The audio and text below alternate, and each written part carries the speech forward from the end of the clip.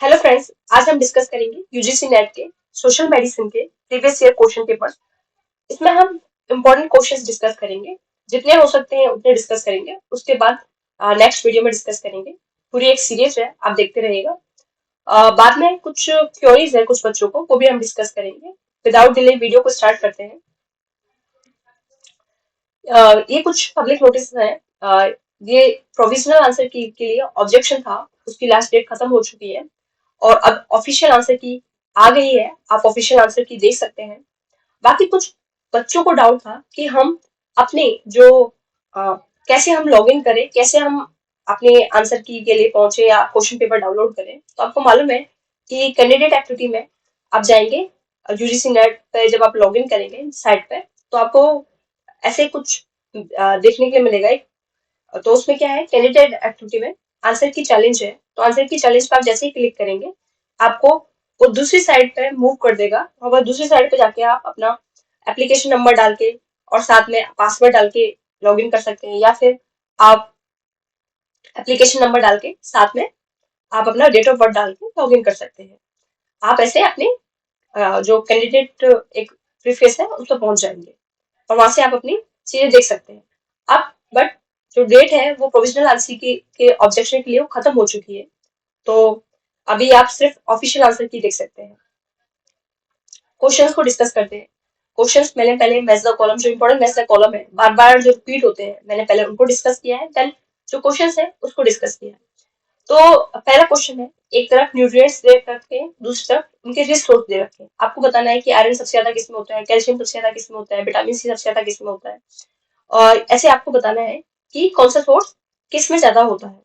तो देखिए, जैसे आप सभी को मालूम है कि देखिए मोस्ट कॉमन आपको दिखाई दे रहा है कि जो विटामिन सी है वो किस में ज्यादा होता है।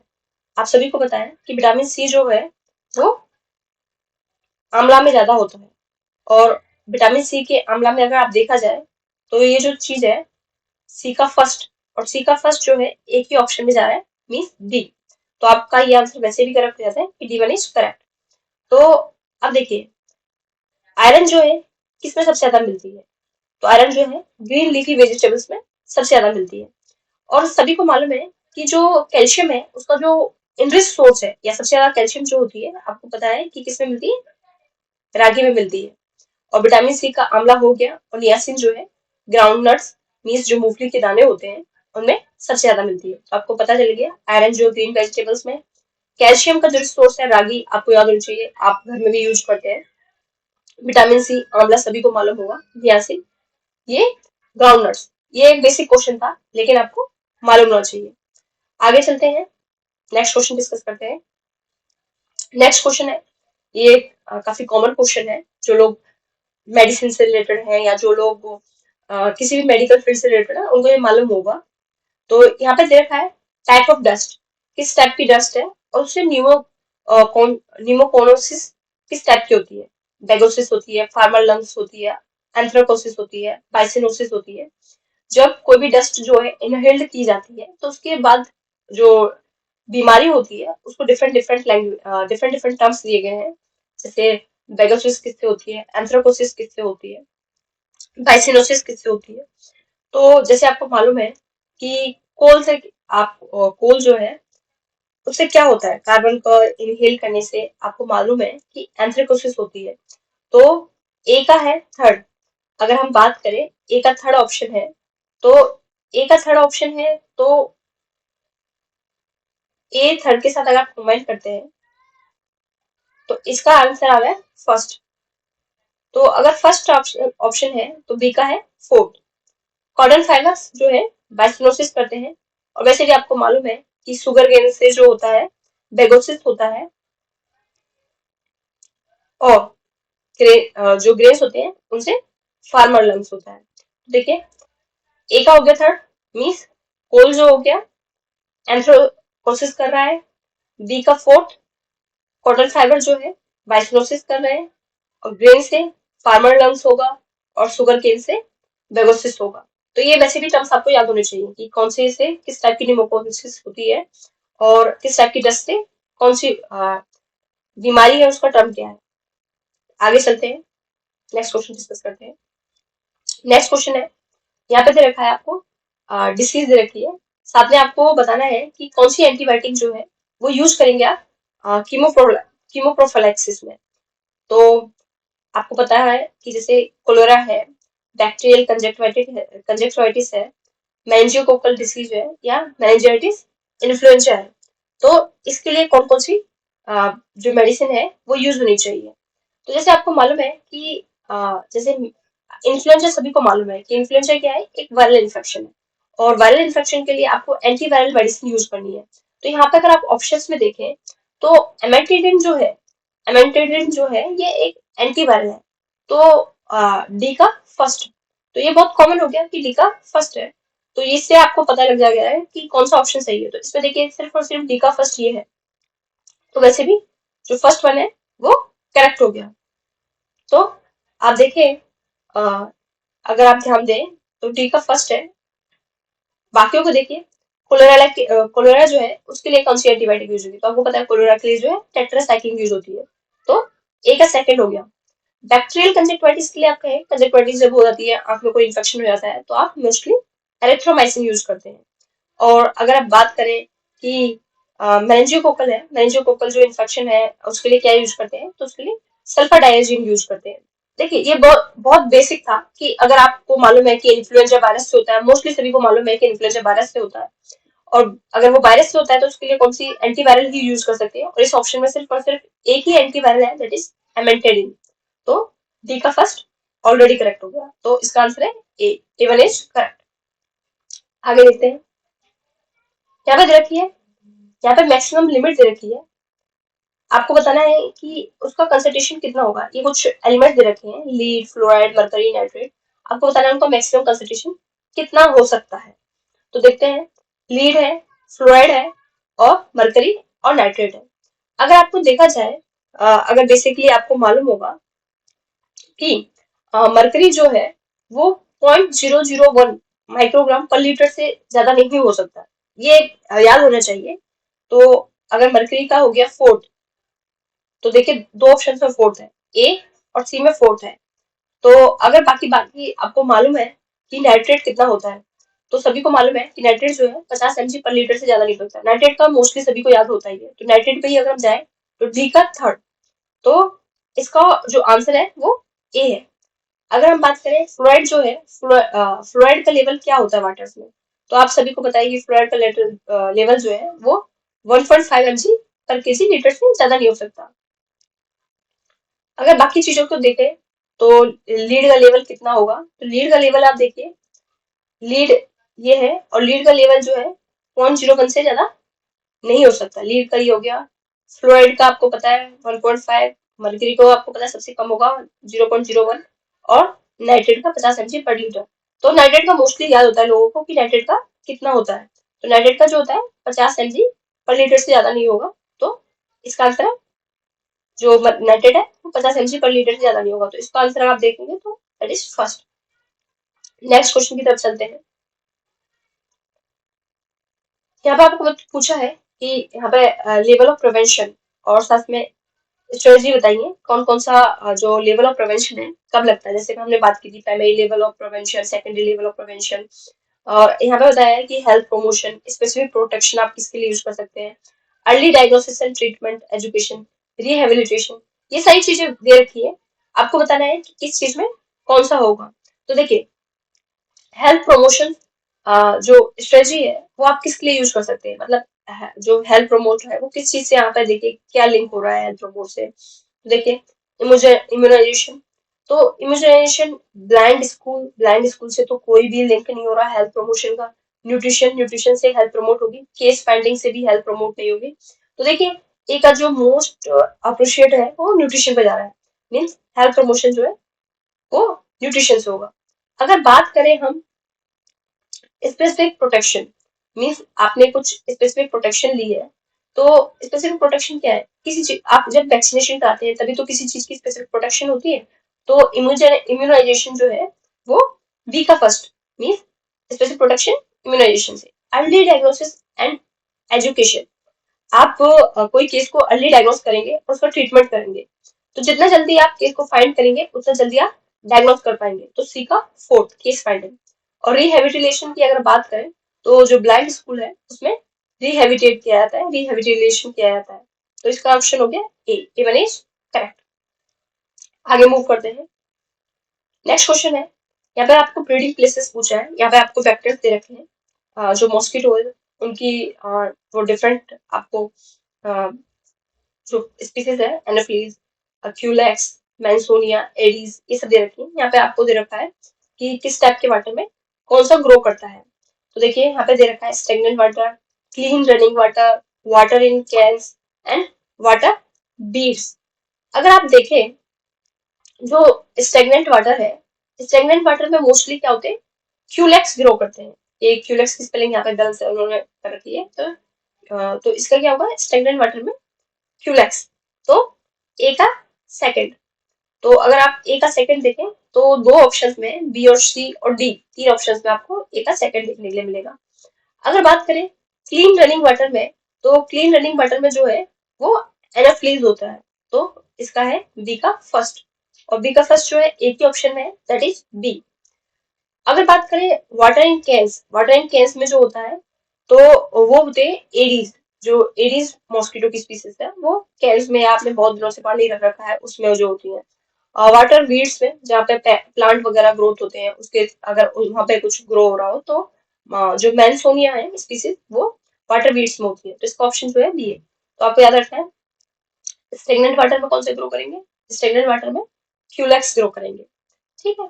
एंड क्लीन रनिंग वाटर में कौन ग्रो करेगा, क्लीन रनिंग वाटर में एनोफ्लीज ग्रो करेगा। वाटर इन कैन्स, आपने पानी भर के रख रखा है उस पानी में कौन ग्रो करेगा, एडीज ग्रो करेगा। वाटर बीड्स में मैनसोनिया। तो इसका ऑप्शन जो है बी करेक्ट हो जाता है। नेक्स्ट क्वेश्चन को डिस्कस करते हैं। यहाँ पे डिसीज दे रखा है साइड में, मेथड ऑफ कंट्रोल दे रखा है, कौन सा मेथड ऑफ कंट्रोल के लिए यूज करेंगे। यहाँ पे डिसीज दे रखा है एड्स, क्योस, टाइफाइड फीवर, टिटनस। देखिए बहुत बेसिक क्वेश्चन है, अगर आपको मालूम है कि किसके लिए क्या चीज यूज होती है और यहाँ पे ऑप्शन भी आप डायरेक्टली लिंक कर पाएंगे। देखिए यहाँ पे immunization, chemotherapy, use of condom, sanitization. तो देखिए जैसे आपको मालूम है कि एड्स जो है वो सेक्सुअल ट्रांसमिटेड डिसीज है। अगर एड्स जो है सेक्सुअल ट्रांसमिटेड डिसीज है तो इसका जी क्या होगा, ए का क्या होना चाहिए, third, means use of condoms. अगर देखा जाए थर्ड ऑप्शन दो में है, बी और डी में थोड़ा थर्ड ऑप्शन है। तो अगर बात करें जैसे बाकी अगर आप देखिए टाइफाइड फीवर, टिटनस, अगर आप टाइफाइड फीवर टिटनस देखते हैं, टिटनस का आपको मालूम है कि जो है आपको इम्यूनाइजेशन ही कराना पड़ेगा। मतलब आपको कहीं ना कहीं उसका टिटनस का जो टीटी लगता है, टिटनस सीरम लगता है, वो आपको लगाना पड़ेगा। तो डी का फर्स्ट। अगर डी का फर्स्ट देखते हैं तो डी का फर्स्ट भी तीन ऑप्शंस में है। तो बाकी हमारा अगर देखा जाए दो ऑप्शंस रह गए जिसमें ए का थर्ड है, मीन्स तो बी और डी ऑप्शंस रह गए।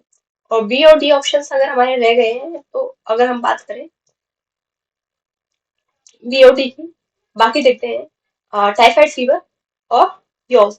टाइफाइड फीवर आपको मालूम है कि जिन लोगों को टाइफाइड हुआ भी होगा उनको थोड़ी बहुत नॉलेज भी होगी कि टाइफाइड फीवर में सबसे ज्यादा आप क्या यूज करते हैं। तो टाइफाइड फीवर के लिए आप क्या करेंगे, सैनिटाइजेशन, मतलब हैंड क्लीन वगैरह रखेंगे। तो आप ये जो है इसका होगा सी, सैनिटाइजेशन।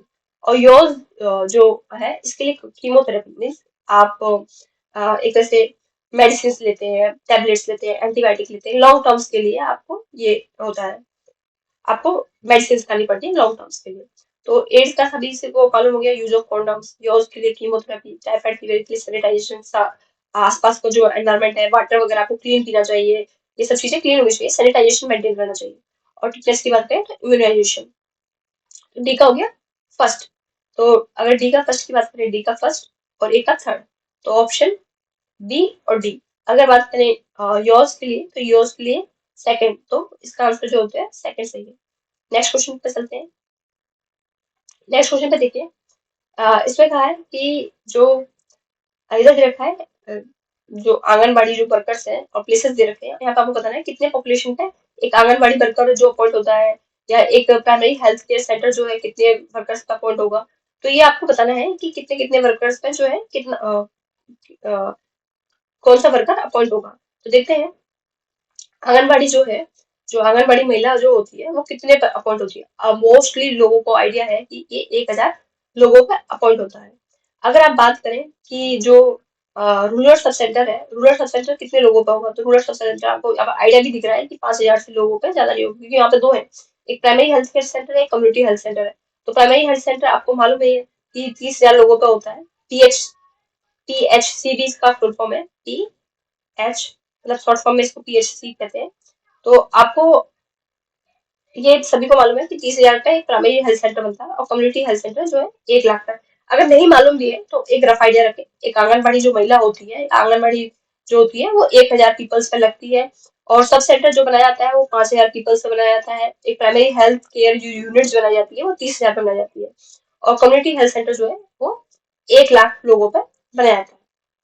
ये हम पहले भी एक वीडियो में पूरा डिस्कस कर चुके हैं, और जो वीडियोस मैंने पूरा बताया था कि आपको कितने पे एक डॉक्टर अपॉइंट होगा, एक नर्स जो होती है, मतलब एक डॉक्टर जो है 3 नर्सेस पे, ये पूरा हम क्राइटेरिया ऑलरेडी पढ़ चुके हैं। आगे देखते हैं। नेक्स्ट क्वेश्चन है, आपको पूछा है कि यहाँ पे दे रखा है वैक्सीन दे रखी है, और रूट्स पूछ रखा है कि कौन सी वैक्सीन जो है किस रूट से लगेगी। तो यहाँ पे देखिए, अगर आप वैक्सीन देखें, मीजल्स, BCG, DPT और OPG, बहुत सारी वैक्सीन तो आपको लगी भी होंगी, और आपको आइडिया भी होगा कि कौन सी वैक्सीन जो है किस तरह से लगती है। अगर देखें आप, मीजल्स जो है वो सबक्यूटेनियस दी जाती है। ये आइडिया भी होगा जिनको मीजल्स की वैक्सीन लगी भी होगी, उनको ये आइडिया भी होगा कि मीजल्स जो है सबक्यूटेनियस दी जाती है। अगर आप बात करें BCG की, जो टीबी के लिए जो वैक्सीनेशन होता है, अ, तो जो टीबी के लिए जो वैक्सीन होता है वो लगता है हमारा इंटरडर्मल, मतलब जो स्किन के फोल्ड होता है उसमें लगाया जाता है। तो इसका हो गया थर्ड, बी का थर्ड। और DPT और OPV ये क्या है, पोलियो की वैक्सीन है। पोलियो जो ओरल पोलियो वैक्सीन जो होती है उसके लिए आपको मालूम होना चाहिए, तो ये ओरल होगी। और अगर DPT, तो DPT जो होती है मास्क में लगाई जाती है, तो इंट्रामस्कुलर। तो वैसे भी अगर बेसिकली आप अगर उनको पढ़ते हैं तो OPV आपको मालूम है ये ओरल दी जाती है। तो इसका एक ही ऑप्शन होता है, डी का फर्स्ट। तो डी का फर्स्ट दो में है, ए और डी में। बाकी अगर जिनको आइडिया होगा थोड़ा बहुत, कि मिजल्स कैसे लगाई जाती है सबक्यूटेनियस, तो मिजल्स सबक्यूटेनियस ए का सेकंड, तो इसका आंसर है डी। याद कर लीजिए, मिजल्स जो है वो मिजल्स के जो है वो सबक्यूटेनियस लगाया जाता है। BCG जो है, जो टीवी के लिए एक वैक्सीन है, वो इंटरडर्मल लगाई जाती है। DPT जो है वो इंट्रामस्कुलर लगाई जाती है। OPV जो है ओरल है। देखिए, जो मैंने पहले बात की थी, पोलियो की दो टाइप की वैक्सीन है, एक इंट्रामस्कुलर होती है, एक ओरल होती है। मोस्टली जो बच्चों को पिलाई जाती है वो दो दो बूंद ड्रॉप्स जो दी जाती है, तो वो ओरल होती है। आगे देखते हैं क्वेश्चन को।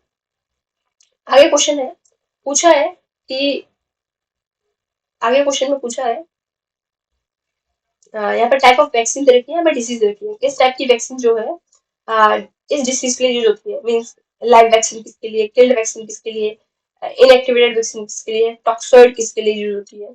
तो अगर थोड़ा बहुत अगर आइडिया हो तो इसको बेसिकली कोई भी सॉल्व कर सकता है। कि देखिए, जो टॉक्सॉइड है वो आपको पता है कि ये डिप्थीरिया के लिए बनता है।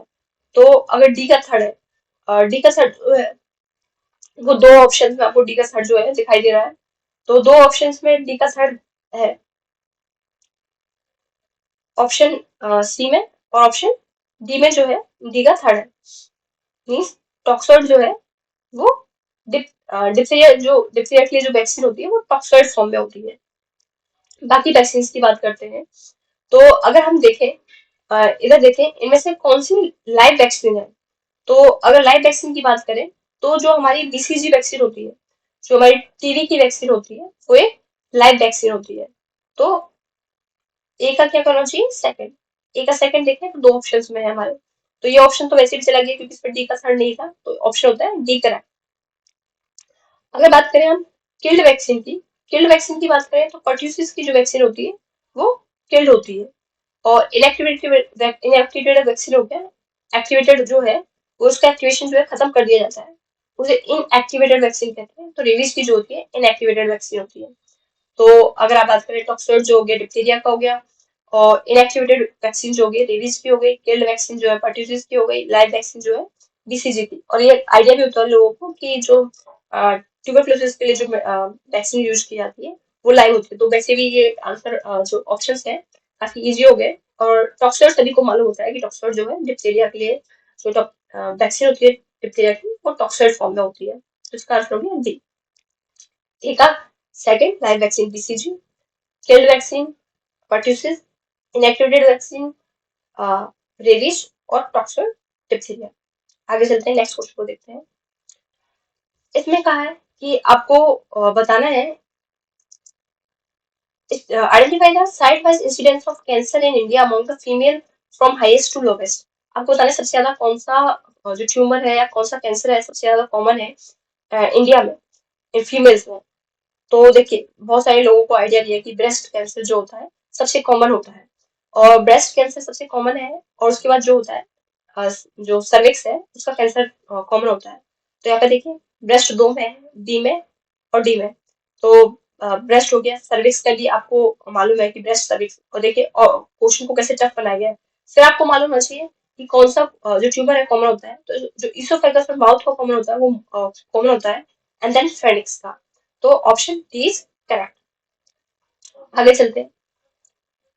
आगे पूछा है identify the percentage distribution of cause of maternal death from highest to lowest. सबसे ज्यादा मैटरनल डेथ जो एक मदर है जो डिलीवरी करती है, तो उसकी मैटरनल डेथ का सबसे ज्यादा कॉज क्या होता है, मतलब उसके पीछे कारण क्या होता है। देखिए सबसे जो बेसिक कारण होता है वो होता है बहुत ज्यादा ब्लीडिंग हो जाना, बहुत ज्यादा हेमरेज हो जाना, वो सबसे बेसिक कॉज होता है। तो अगर आप ऑप्शंस को देखें तो इसमें सबसे आगे जो दे रखा है हेमरेज, सिर्फ और सिर्फ एक ऑप्शन में दे रखा है, तो ये वैसे भी आपको इसका आइडिया लग ही जाएगा। तो वो जो होगा ऑप्शन थर्ड है। ऑप्शन थर्ड में क्या है, हेमरेज है, देन सेप्सिस है। सेप्सिस मींस इन्फेक्शन हो गया पूरी बॉडी में, और डिलीवरी थी, डिलीवरी के बाद इन्फेक्शन हो गया पूरी बॉडी में, सेप्सिस फैल गई है। Then abortion, then obstructed labour, जो लेबर है उसमें कहीं ना कहीं जो लेबर पेन है उसमें कहीं ऑब्स्ट्रक्शन हो रही है, वो लेबर को कंप्लीट नहीं कर पा रही है। तो सबसे पहले बेसिक कॉज हो गया haemorrhage, then sepsis, abortion, obstructed labour. ये मैंने थोड़ा क्वेश्चंस को वो पिकअप किए जो बहुत ही आपको बहुत सारा आइडिया दे रहे हैं। तो ये क्वेश्चन घुमा फिरा के भी पूछा जा सकता है कि सबसे कॉमन, सबसे कम कॉज क्या है, सबसे और भी क्वेश्चन बन सकते हैं। आपको ईयर वाइज पूछा जा सकता है कि इस ईयर में किस वजह से ज्यादा डेथ हुई थी, ये सब पूछा जा सकता है। तो हेमरेज सबसे ज्यादा है, सेप्सिस, अबॉर्शन और ऑब्स्ट्रक्टेड लेबर। नेक्स्ट क्वेश्चन ये देखते हैं।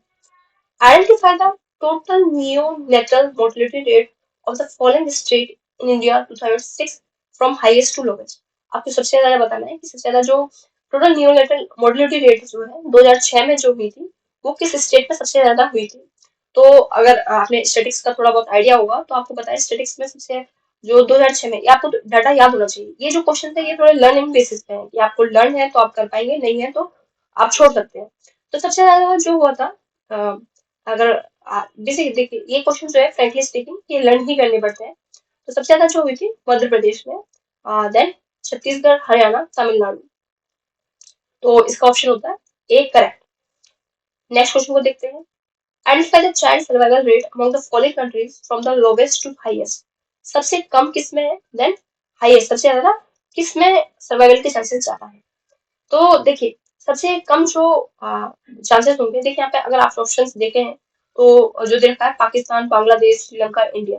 श्रीलंका इन कंपेरिजन, आपको अगर कहीं पे भी ऐसा ऑप्शन मिले जहाँ पे चाइल्ड सर्वाइवल की या चाइल्ड की बात करी हो, हेल्थ की बात करी हो, तो सबसे ज्यादा जो है बेटर जो डेवलप्ड है इन कंट्रीज में इस सब चीजों में श्रीलंका डेवलप्ड है।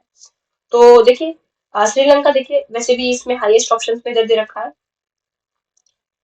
अगर बात करें बाकी अगर देखा जाए पाकिस्तान और बांग्लादेश में, तो जो इस कंपेरिजन में पाकिस्तान पीछे है। तो अगर इसका ऑप्शन देखा जाए सी इज करेक्ट, पाकिस्तान सबसे लास्ट में, देन इंडिया, फिर बांग्लादेश, फिर श्रीलंका। तो ऑप्शन थर्ड करेक्ट होता है। ये सारे क्वेश्चन थोड़े लर्निंग बेसिस पे आपको देखना पड़ता है, चेक करना पड़ता है। नेक्स्ट क्वेश्चन की तरफ देखते हैं। Identify the correct descending order of vitamin C content of commonly consumed Indian food stocks. ये सभी को अभी भी हमने क्वेश्चन डिस्कस किया था, ये आपको याद होना चाहिए किसमें सबसे ज्यादा विटामिन सी है, किसमें कैल्शियम सबसे इनरिच्ड होता है, जो नियासिन का सबसे इनरिच सोर्स क्या है, ये सब हम ऑलरेडी पहले एक क्वेश्चन देख चुके हैं। तो देखिए सबसे ज्यादा आंवला में होती है, ये सभी को मालूम है। तो इसका पहले ही से आपको आंसर करेक्ट दिख रहा है कि आंवला जो सी ऑप्शन है वो करेक्ट है।